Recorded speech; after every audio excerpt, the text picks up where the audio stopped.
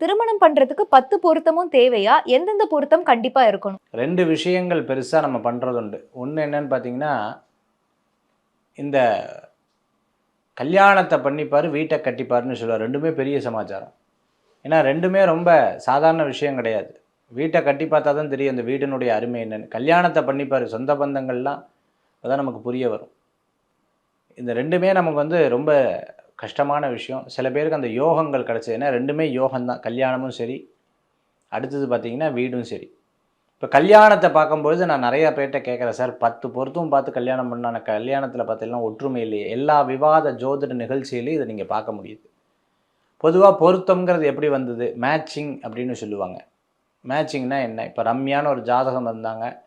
அப்படின்னா ரம்யாங்கிற ஜாதகத்துக்கு சதீஷ், சுரேஷ், அடுத்தது பார்த்தீங்கன்னா அஜித், அடுத்தது சரவணன் இப்படி எல்லா இதுவும் பொருந்தும். இதெல்லாம் பொருந்துதுன்னு சொல்லுவாங்க.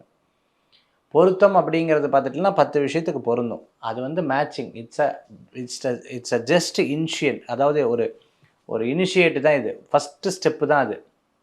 அது ஒரு ஃபர்ஸ்ட் ஸ்டெப்பு. பொருத்தம் இருக்கா இல்லையா? பொருத்தத்துடைய மகத்துவம், முக்கியத்துவத்த பத்தி நம்ம பார்க்க போறோம். எத்தனை பொருத்தம் இருக்கு? 10 பொருத்தங்கள் ப்ளஸ் தசா பொருத்தம் அதெல்லாம் பார்த்தீங்கன்னா, ஒரு 12 பொருத்தம் பக்கம் வந்துடுறது.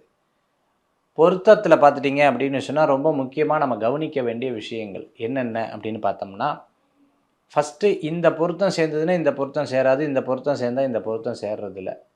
அதனால பெரியவங்க என்ன பண்ணாங்க, 5 பொருத்தத்துக்கு மேல இருந்தா போதும் அப்படின்னு வச்சாங்க. ஆனா தெளிவாக பார்க்கும் பொழுது, அட்லீஸ்ட் 8லேருந்து 9 பொருத்தம் இருக்கிறது தான் ரொம்ப விசேஷம்.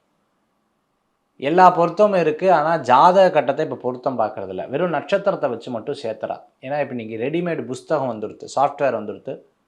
அதனால புஸ்தகத்த வச்சு, இந்த நட்சத்திரமா என்கிட்ட போய் சொல்லு. இல்லன்னா வராத. ஏன்னா பொருந்தாது அப்படின்னு சொல்லுவா. ஃபர்ஸ்ட்டு பொருத்தம் தேவையான பொருத்தம் என்னன்னா, ரஜ்ஜு பொருத்தங்க. இந்த ரஜ்ஜு பொருத்தம் இல்லாம தயவு செய்து சேர்த்தக் கூடாது, கூடாது, கூடாது. Point number 1.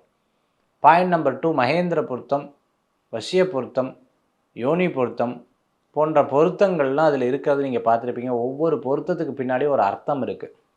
இந்த பொருத்தம் மட்டும் போதுமா? கூட்டு தசை இருக்கக்கூடாது. 2 ஜாதகத்திலும் தசாபுத்தி கூட்டு தசை இருக்கக்கூடாது. 3வது பார்த்துட்டீங்க அப்படின்னு சொன்னா, ஜாதக கட்டத்தில ரொம்ப தெள்ளத் தெளிவா 5ஆம் இடம், 7ஆம் இடம், 8ஆம் இடம், 2ஆம் இடம், 11ஆம் இடம் எப்படி இருக்குங்கிறத பார்க்கணும். இப்படி பார்த்து தான் கல்யாணம் பண்ணணும்.